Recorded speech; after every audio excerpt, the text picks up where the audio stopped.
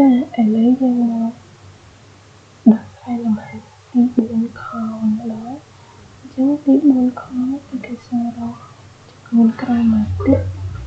បន្ទាប់ពីកាយវិការកូនធ្វើបន្ទោសអញ្ចឹងដែលកាយវិការធ្វើបន្ទោសចាប់ហើយអញ្ចឹងក្រមាទិត្យនៅក្នុងកាយវិការកូន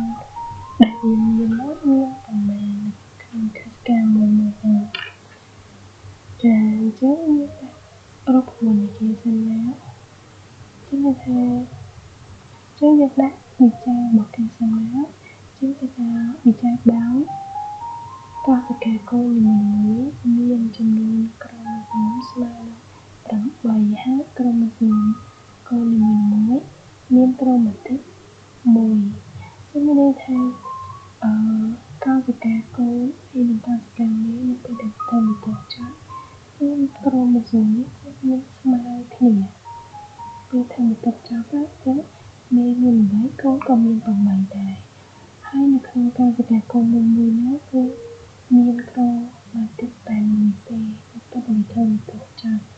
ចឹងមានន័យថាយើងចំនួនក្រមទិត្យសរុបស្មើនឹងចំនួនក្រម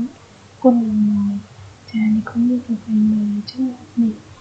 ចំពោះរូបនេះដែរ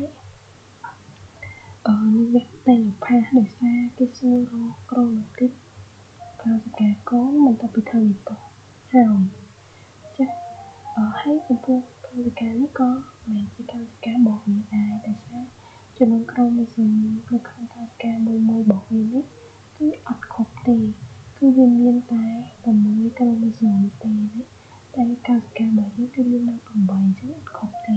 អញ្ចឹងយើងមកមើលរូបថាយើងដឹងថានៅក្នុងកាយវិការគុណមួយបន្ទាប់ពីធ្វើបន្ទោសចប់ក្រមមួយមានក្រមទិត្យតែមួយនេះខ្ញុំមកកន្លែងនេះខ្ញុំមករូបបកហៀងហើយនឹងពណ៌ក្រហមនៅជាហៀងរបស់កាយវិការនេះចឹងរូបបកហៀងពណ៌ក្រហមឃើញមានតែមួយវាអត់ជាប់គ្នាដូចនៅពេលដែលលំហាត់ទី2លំហាត់ទី3ក៏លំហាត់ទី2ឬក៏ទី3នោះក្រមនៅជាប់ពីដូចឆាខ្វែងអញ្ចឹងតែចំពោះនៅក្នុងវគ្គសិក្ខាសាលាក្រមមានតែក្រមទិត្យតែមួយប៉ុណ្ណឹងទេចឹងហើយមានគេវិចារប្រាប់យើងដូចនៅក្នុងវិធានដែលគេឲ្យយើងវិចារបែបនេះឯងនៅក្នុងមេរៀនណាចា